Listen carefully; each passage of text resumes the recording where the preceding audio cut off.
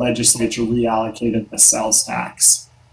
So that's kind of our benchmarking update. I don't know if anybody has any questions. I know I went pretty fast through those.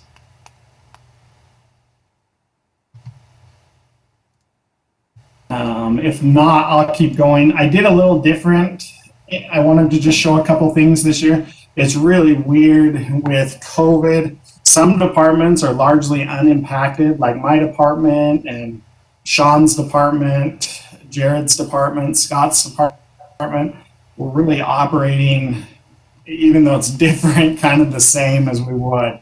The costs are similar. Other departments, such as like Steve's department with court, it's operating totally different, and Rich's department, totally different. We've had a lot of things canceled or changed. So one thing I wanted to kind of show and focus on is our revenues. You can see we've actually done really well on our sales tax. And you can see I highlighted these. I highlighted the highest month of this chart. And you can see every month of this year, we have been higher than any of the previous periods, which is really good. And you can see in total at year end, as of January, you can see we are higher and the trend of growth is higher than it's been in the past. You can see last year in 2020, we kind of stalled out a little bit. We still had a growth, but it wasn't as high. And hopefully things will continue the way they're going. So we're actually up about 12% on our sales tax. Now, as we start to think about budgets and stuff, and you can see like over here as well, 2021 is all these blue lines, and you can see the blue lines are longer than any of the other ones. But in contrast to that, with our PTIF rates, last year when we were having this meeting, we were at 2.1% of interest that we were earning for the city, and we budget about $400,000 or $500,000 a year in interest revenues. You can see as of December, the latest PTIF statement that we received, we were at 0.48%. So we've had a 75% reduction in our interest revenues that we will receive this year. And so even though some of our revenues are up this year, some of them are down. And so as Bill and the department heads and I have talked, we would like to handle things a lot like we did last year, a little more optimistic, but still being conservative, just with the economy like it is. And, we haven't got December. If you remember, these sales tax figures are 2 months in arrears. So this January number would actually be representative of what shoppers were doing in November. So based upon this number, it looks like we had a really good Christmas, or at least we started. But if you remember, Black Friday sales and a lot of those things started earlier than they've ever taken place. So it'll be interesting to see here in a couple of weeks when we get February's number for December, if that trend continues.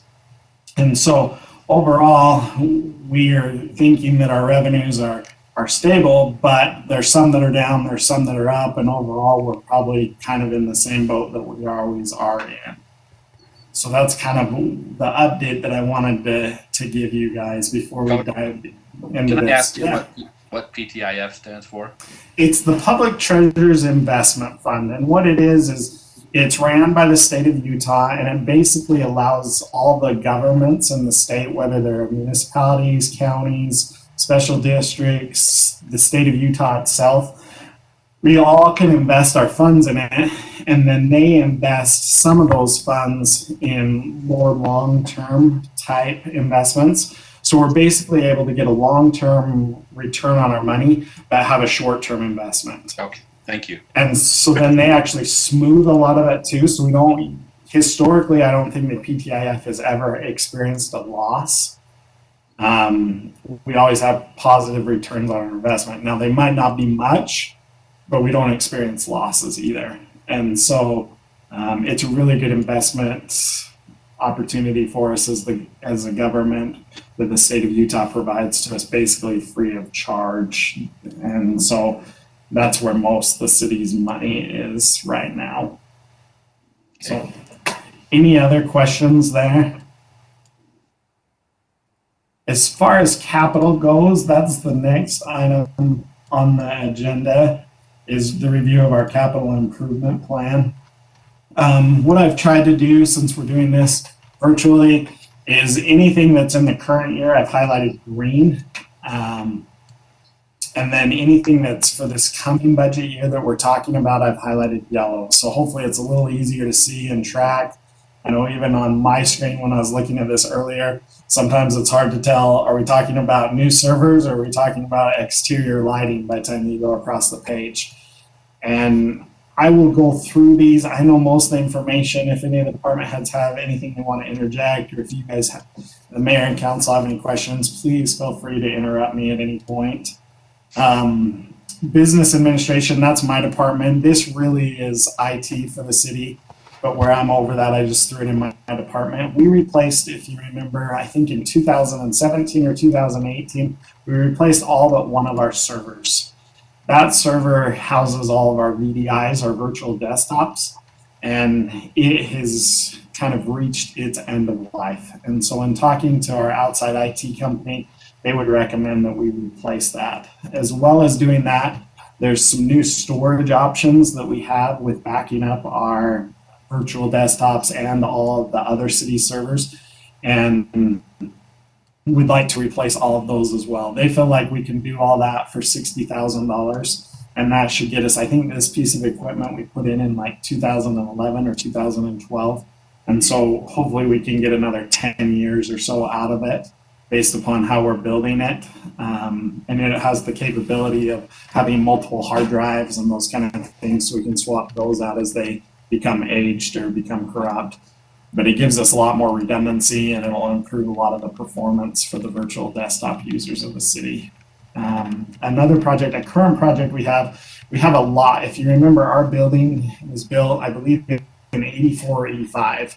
And so we have a lot of old wiring in that building. And so what we'd like to do, and we have stuff in the city council chambers, there's 2 closets at the back. Some of our server equipment is in there. Some of it's upstairs where our fiber internet comes in, is located in different places.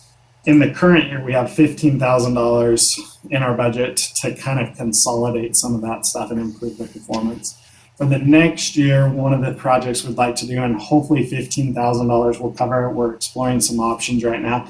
Right now, from the Civic Center to the police station, we just have some Cat5 cables that are connecting us. So even though we have really fast internet at the Civic Center, sometimes it gets bogged down at the police station because we almost think of it as like a straw going between the buildings. It really gets restricted. And then we have a really old fiber cable that goes from the Civic Center to the Public Works building. We'd like to improve some of that stuff, and we think we can do that for about $15,000. All the other city buildings with the Wi-Fi project that we completed this year, they have new point-to-point dishes, and so their connections should be better than ever and more reliable than ever. We still need to fix a couple things with the police or the fire station. It's our furthest building away, but this would kind of help us to finish connecting those buildings and improve the speed that we have throughout the city. So that's my department. We don't have anything that we're tracking for your legislative, mayor, and council department. I'm not sure if there's anything you guys have that you'd like. At this point, we don't have anything on there. And talking to Steve, there was nothing that he was aware of large for his department. Same thing with Bill and his department as city administration, and same thing with Mike with community development. As far as community services go, there is a couple things that we have there. If you remember, Rich and his building, in the portion that is the multi-purpose rooms and the office, that is all ran off of small residential AC and furnaces. And so we've been budgeting $6,000 a year. Rather than go in and replace all those units at one time, we've just been budgeting a little money and hoping that approximately 1 or 2 of them fell a year. And then we can just continue to replace those. And then when one of them does, Rich has a little money. Some years we've had some go down. Some years we haven't had any. We'd just like to continue to do that. Another item in Rich's department for the current year is his bathroom remodel. and it's well underway. If you remember, we're using in lieu of some of our CARES Act funding to provide that.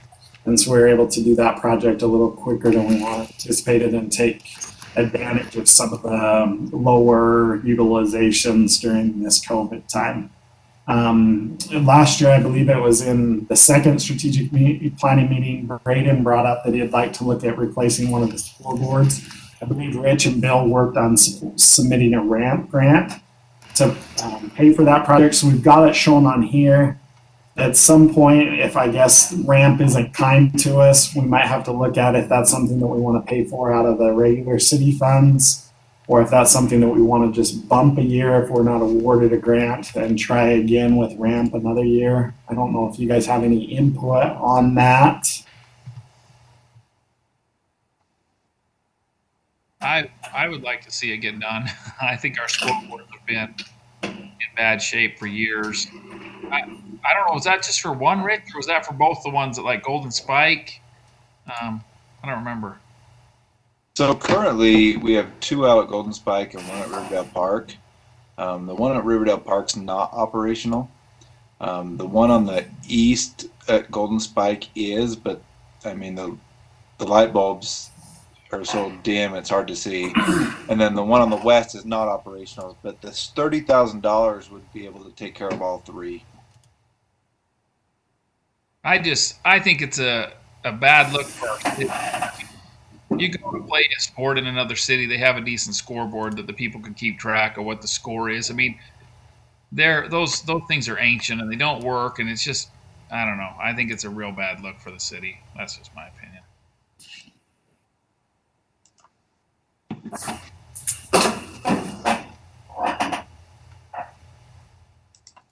We should know in the next little bit here what the ramp grant decides on that. So if we need to amend this before we even adopt it, we'll have time to do that. Okay, well, it sounds like yes is the answer there, and so we'll tentatively plan on putting that in the budget one way or another. So that's everything we have for community services. For fire, in the current year, if you remember, a bunch of the AEDs throughout the city buildings and apparatuses, they had reached the end of their life. And so we budgeted some money to purchase and replace those. That purchase has been made. Jared, I think, found a vendor that was cheaper, and so we were able to replace even more than we originally anticipated. And so that's been done. In the 2022 budget year, Jared would like $40,000 to do some fire station improvements. A lot of that money would go towards a kitchen remodel